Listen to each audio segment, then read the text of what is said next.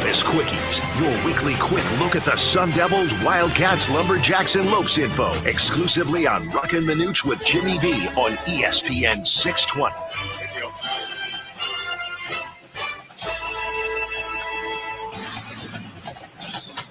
All right, everybody. This is going to be fast and furious because football is here. 10 days away. But there's football this weekend. 0 week. K-State, Iowa State, over in Dublin, Ireland. Yeah. Not going. I'm surprised you didn't go. Yeah, and leave you guys for a whole week. Are you kidding me? Oh, boy. I don't want to hear any more of this. Let's get to ASU right now. And that means Hode Rabino. Devil's Digest is our guest. You can follow him on X at Devil's Digest. Hode, welcome as always, and thank you for saving the program. The thing that I'd like to get into is you got a week away roughly here now from NAU. 10 days, Jimmy. No, that's 10 days. So NAU is going to be better than they were last year, and last year they were a playoff team. They have a terrific QB in Ty Pennington. So how important will it be, A, for the defense to control him, and B, to put points on the board? I think it's important generally from ASU's perspective just to prove that they are the better team than they were last year. You talk about the defense, and there's no reason not to think that this defense we're going to see in 2025 is going to go down as one of the best we've seen this century. There's only one starter missing from last season, nickelback Shamari Simmons. It's not only that you have so many starters coming back, but in some position groups, you have the entire two deep coming back as well too. So I just think the experience of the talent level of the ASU defense, and I think I said this in previous appearances on your show, is really what could set the tone for the Sun Devils, because I really think that not that the offense is going to take a major step back, in my opinion, but there's probably going to be one or two, maybe three occasions this year where the defense is actually going to have to win the game for ASU, and I think that the group of players that they have is very, very capable. So even though NAU, like you said, returning a lot of talent on offense, I think this ASU defense should be more than capable of handling that unit. What I really appreciate by Kenny Dillingham is how, he went through the history of Arizona State being ranked number 11, and he addressed that. He said, hey, look, the past teams in the past, they've had great years of come back with expectations. We want to change that. We want to keep the expectation. We want to keep that level of play up. I am so glad he didn't avoid that and said, look, we're on the map. We love the challenge. We're going to move forward. And then he had a history of past teams and years that failed after a great year. I have loved how he's embraced that and he's put that on his players. Yeah, and he's really echoing almost the battered fan syndrome that Arizona State fans have. And look, this is what you get from an alumnus. This is what you get from somebody who was born and raised in the Valley of the Sun. The person has on his finger on the pulse and then some, so he knows the history. He knows what happens when expectations are high in Tempe, and conversely, when expectations are low. And they couldn't get a whole lot lower last year when the media picks ASU to finish 16th in last place in the Big 12. So I think there are some demons to battle and hopefully conquer over here for Arizona State. And having a coach that is very, very aware of that and communicating that to their players, say, look, last year you shut up a lot of mouths when you were picked last in the media poll for the Big 12 and finished champions. Now we need to go ahead and get another monkey off our back and prove that when expectations are sky high 2 years in a row, that we can deliver to 2 years in a row. So definitely kudos to Kenny Dillingham, who has always been honest, always been transparent, and this is just one more example of many. Hey, last one, third weekend, comparing last year's camp, Kenny Dillingham going to his second year, third year, the success they had the third week of camp. What differences have you noticed leading into the game a week from Saturday? I just feel that you just have a more confident team. I would say that especially on defense, the defense has really been playing out of their minds during fall camp. And again, as I said earlier, it's really no surprise over there. You got so much talent and so much experience coming back. To see the defense dominate so many sessions this month was not a surprise. But I think the offense is definitely playing with their own confidence. And sure, you got that Sam Levitt, Jordan Tyson connection that we've seen plenty last year. Return in fall camp, even kick it up, I think, a couple of notches. But you also look at some players like running back Kyson Brown, obviously in the shadow of Cam Scadaboo last year. And I think that he showed quite a bit in fall camp that he can be that starting running back. Again, we're expecting running back by committee. So Kyson Brown is not going to get anywhere near the number of carries that Cam Scadaboo got in 2024. But for him to spearhead that running back by committee approach for the ground attack, I think that was something that we obviously were not able to see last year because Cam Scadaboo was such a dominating figure. And I think Kyson Brown knows that he can't fully go into the shoes of Cam Scadaboo, fill in those shoes. But in terms of just being a dominant figure in the offensive backfield, I think is definitely capable of doing that. Hode, 30 seconds here. So I read an ESPN article. They were ranking the QBs and where they will be drafted for the upcoming NFL draft next year. They had Sam Levitt listed at number 9. Number 9 in the draft. First round, number 9. Yeah, I mean, that's just a testament to the potential that he does carry and the expectations of his play in 2025. The same mock draft, by the way, had Jordan Tyson at number 20. Yes. So, look, if you want to look ahead, and maybe that's the battered fan syndrome that some people are already thinking about, man, what's going to happen in 2026? Not only losing a plethora of very talented seniors, but also the icing on the not-so-great cake is losing Jordan Tyson and Sam Levitt. But I think also if you're really going to have that many players drafted, that many players already receiving this consideration, it shows that 2025 is figuring to be just as special of a season for ASU, maybe a little more special. So maybe a double-edged sword when you think about 2026, everything you got to replace. But obviously a feather in the cap when you have not one but 2 ASU players projected to be drafted in the first round. If that happens, I think it's been like a good, 15, 20 years since it happened last time. We'd have to look back at the history books, but that shows you how much this program has progressed. Love having you on, Hode. Thank you, pal. You have a great day. Thank you, guys. There you go. That's Hode Rabino, ASU. Let's go to Tucson. And that means that Glenn Howell is our guest, the halftime, the post-game, the host. He does everything. Sells hot dogs in the stands. You can find him on X at Glenn P. Howell. That's Glenn P. Howell. Glenn, welcome as always, man. Are you warmed up? Are you ready to go? Does it feel like it's almost here? Well, I'm putting some deodorant on right now because I'm lathering up, man. I'm getting ready to go. I'm excited about our season coming up because, one, no one expects us to do anything. Okay, that's a great position I think we're in right now. We don't want to be in that position all the time, but you know what? This is a good position where we have to go in and just prove ourselves. And that first game, it's going to be great. I can't wait to watch that game against Hawaii tomorrow. On Saturday when they play, I want to watch that game and see, we have some scouting on the Hawaii and then making sure that we got to dominate that Hawaii game. I think we just really got to do it. If we really want to show that we are improved and we've gotten better and have some confidence, we got to dominate that game. Is everything pretty much set at least 2 and 3 deep right now, Glenn? Everything's pretty much in place to move with this thing forward with 10 days to go?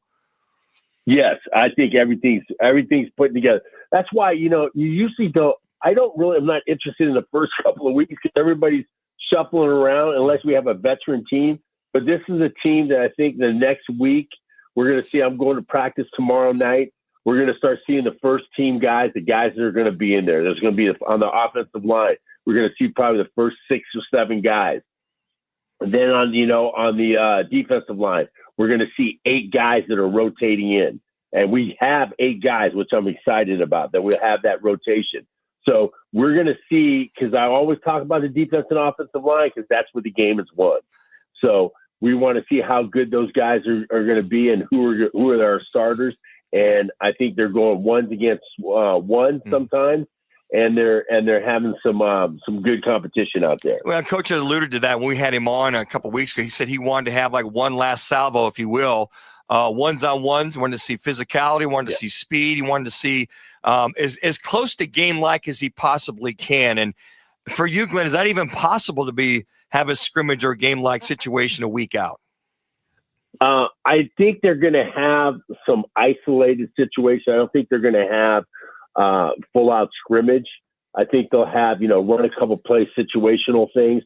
I think that's what's going to happen. But you got to have that. You really got to have that as a player, as a former player, even though it's like I'm going on my 40th reunion next year.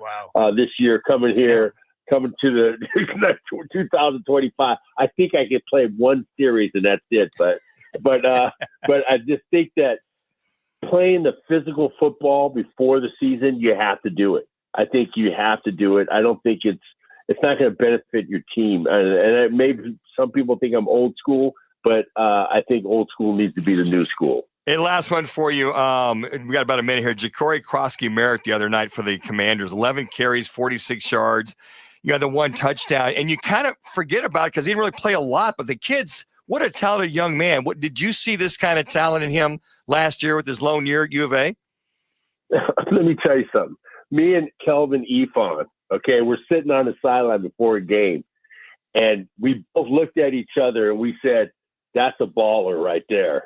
You could tell that the way he presented himself, he came up and said hello to us, and talked to us. And the guy was built like an NFL player. Mm-hmm. And we knew that he was going to make it. Kelvin knew because Kelvin was, running back, and he said that dude, he's a baller. And I looked at him and I said, I agree with you, because he just, and the chances with the game that he played, I mean, he just looked like a guy that can grind it out. Always good, pal. When we catch up with you, it's going to be a lot of fun beginning next week. Thank you. Absolutely. Bear down, fellas. There you go. All right, let's head to the mountain right now.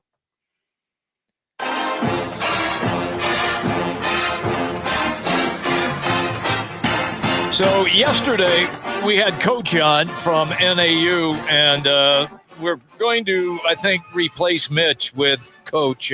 No, we're not. We love Mitch. He joins us right now. It is Mitch Strohman, NAU. You can find him on X at Mitch Strohman. Mitch, I don't know how much coaching you did with the coach to get him ready for this world-class radio show, but he was on fire yesterday. Must be that Pittsburgh State Gorillas background or something like that. That's all I can think of. Right? Go Gorillas. Go Gorillas. I mean, this is the nearly world famous Rock and Minuch with Jimmy B show, right? Yes, I mean, you guys are almost worldwide now. Or wait a minute. No. Have you actually crossed the Atlantic Ocean? Are you across the pond now? I wouldn't be surprised. Bro, it's amazing what this internet thing can do. Yes. I'm telling you. It's amazing. Hey, and Jimmy has alluded to, we talked to Coach Wright yesterday, and the one thing that I think a lot of coaches struggle with 10 days before opening game is scrimmaging just enough to be ready. Because these coaches, Mitch, you've been around them for many, many years. They'd like to go full bore if he could. And he said, yeah, you're right. He said, we got to sometimes temper that enthusiasm and save some of it. But in the meantime, he said, we still need the work. No doubt. And I love the way he framed that, because it's a balancing act, is it not? You're trying to get these guys ready to go, game speed for week one. You're less than 2 weeks away. We had a scrimmage on Saturday. Speaking of scrimmages, it was a full contact scrimmage. We had officials officiating, and they're going to have a mock game on Friday here in Flagstaff. Another opportunity for those guys to put on the pads, hit each other, go full speed, of course, with the exception of the quarterbacks, Minuch. And yellow jerseys, yellow jerseys, brother. And you want to give those guys the opportunity to kind of get that game speed going and get those reps. But at the same time, Coach Wright, and he has every reason to. We had serious injury issues in some of our preseason scrimmages last year, and we lost a couple of key players. We have been blessed that has not happened in camp this year that's a great thing. But yeah, they're conscious of that. They're aware of that. They are very careful with that. And it is a balancing act for every single coach. Doesn't matter if you're Kenny Dillingham at ASU or Brian Wright at NAU. That balancing act is existing every single camp. Mitch, when he was on yesterday, I asked him about the heat difference, and he gave us a great story, what they did. They go outside and they practice on the carpet. And we know how the heat radiates off of that. So he's feeling that, hey, our guys are going to be okay in the heat because we will indeed have several outdoor practices where it was way over 90 degrees. Okay, Jimmy B, I'm gonna share a little. This is what you don't know about Mitch Strohman. I was once wanting to be a meteorologist. That is not a joke. I am very serious about that. I'm a science geek, and that is kind of one thing that just kind of floats my boat for whatever reason. We were out practicing today, this morning on the turf outside. Temperature outside here in Flagstaff was a toasty 92 degrees. Ooh, wow. And for Flagstaff, that's hot. 90 degrees, 91, 92 degrees. I'm telling you this. It is the equivalent of a 105, 106 in Phoenix because we're at 7,000 feet above sea level. The sun is much more intense and it radiates with more energy. So on that turf today, guys, I'm not lying to you about this. It was as hot as I've ever felt it on the turf in Flagstaff ever today. It was cooking. And that is as close as we can get. And it's pretty good. I mean, the guys out there, they were huffing and puffing. They were feeling the heat. Hydration was a huge part of the deal today, as it is every single day for NAU football. They do hydration tests on these guys every single day. They have, requirements of what they're supposed to drink, how much they're supposed to drink, given their body weight and all these other issues. It's very scientific. And it was freaking hot at practice this morning in Flagstaff. I'm glad you had therapy and you got away from that meteorology thing and that whole scientific stuff. The only good thing about being a meteorologist, you can be wrong 60% of your time and keep your job. And they still love you. Yeah. Amen, brother. Amen. Thank you, Mitch. Thanks, Mitch.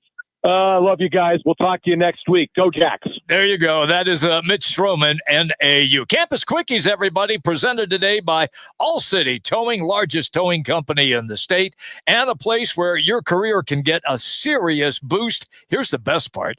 They're looking for someone like you. Are you not satisfied where you're working? You want a new gig?